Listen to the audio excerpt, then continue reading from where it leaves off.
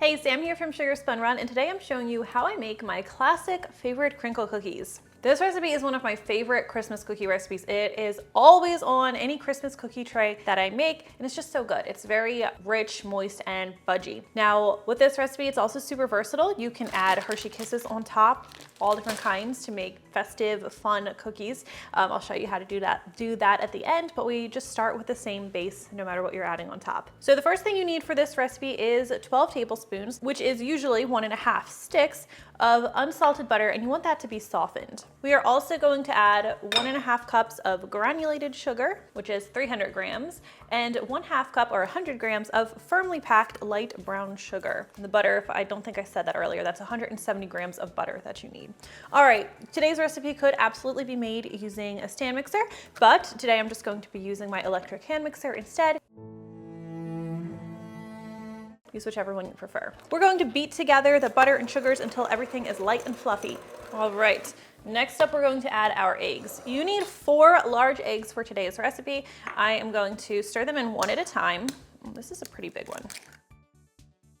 There's one. Number 2. I only have these 4 eggs in my house right now. My chickens have slowed down so much with the weather getting cooler, so let's hope I don't make a mistake. Number 3, and number 4. Next, we will add some vanilla extract. I use 2 teaspoons of vanilla, my homemade vanilla extract. I don't know if you have watched my video on how to make your own vanilla, but this one is actually over 1.5 years old now. Well, actually it's almost 1.5 years old. My math isn't great, because I like to make a whole bunch of it and have vanilla for a while.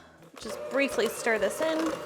As you probably know, if you've watched any of my other videos, you do want to scrape the sides and bottom of the bowl just to make sure everything's well combined, which it looks like it is here. Slide this out of the way and grab a separate mixing bowl, medium-sized mixing bowl, to which we are going to add 2.5 cups or 313 grams of all-purpose flour. We're also going to add 1 cup or 100 grams of natural cocoa powder, a whole tablespoon of baking powder.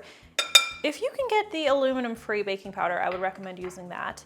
And we're also going to add some table salt. We'll do 3/4 teaspoon of table salt. Go ahead and whisk these ingredients together so everything's nicely distributed, making sure everything's nicely combined here.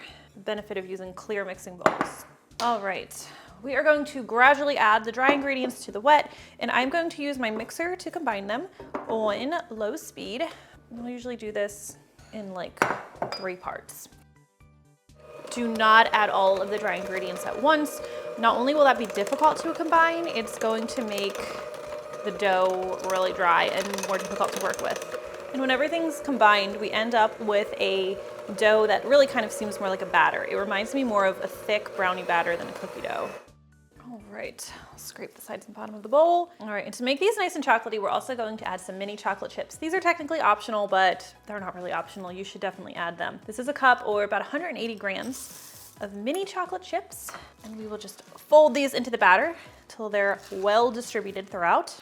All right, now you must know this dough does need to chill. You know, as I mentioned, it's a very soft dough at this point, so it's going to need to sit in the refrigerator. And I always like to tell people it takes 4 hours. Usually I will make it and let it sit in the fridge overnight. I have been able to get away with preparing this cookie dough and using it 2 hours later, as soon as 2 hours later, but that's a little bit risky. So I can guarantee it 4 hours. I can't guarantee it 2 hours, but you could always try.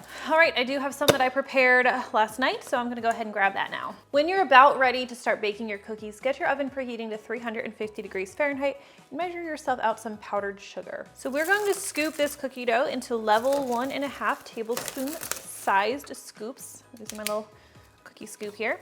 After scooping it, just roll it between your palms to make it nice and smooth, and then roll it through powdered sugar. And you do want to get a nice coating of powdered sugar on there. And we will bake, I'll usually do like 6 cookies to a tray. You want to make sure you give your cookies at least 2 inches of space. If you want to make the cookies a little larger, you can certainly do 2 tablespoons of dough, both good sizes. Obviously, you'll just get fewer cookies that way. All right, we're going to take these over to our 350 degree Fahrenheit preheated oven.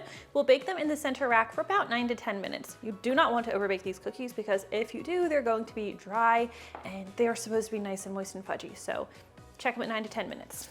All right, now once the cookies are finished baking, you are going to want to let them cool on the baking sheet completely, and that's because they should be slightly underdone when they come out of the oven. They'll finish baking on the baking sheet, and that's going to keep them nice and soft instead of dry and crumbly, which is just a tragedy. Now, when you are making these cookies, you can have a lot of fun with them because you can add Hershey Kisses on top if you'd like. If you tried my chocolate blossoms, I just use plain Hershey Kisses and add them on top of the cookies.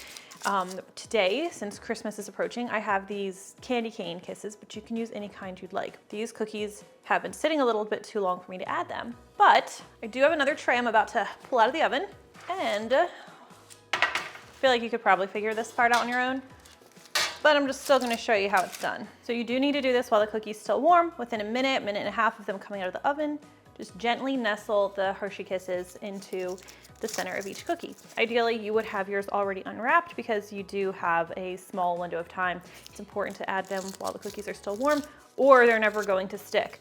Now, if you do this, just know that the kisses are going to get really, really melty. They shouldn't look melty on the cookie so long as you leave them alone. But if you go to eat one, even an hour later, the kisses are going to be like liquidy, but they do firm back up. I will do one more. And okay, that is how you make these chocolate crinkle cookies. I mean, I shared these actually on my friend Holly's website many years ago. It's been on my website for a couple years. It's really been a yearly favorite around here, and I hope you love it just as much. Make sure you check out some of my other Christmas cookie recipes, and thank you so much for watching. I really do appreciate it. That is a good cookie. It's still a little warm, so it's like really soft. It's really good. Just inhale some cocoa powder. There's chocolate on my forehead.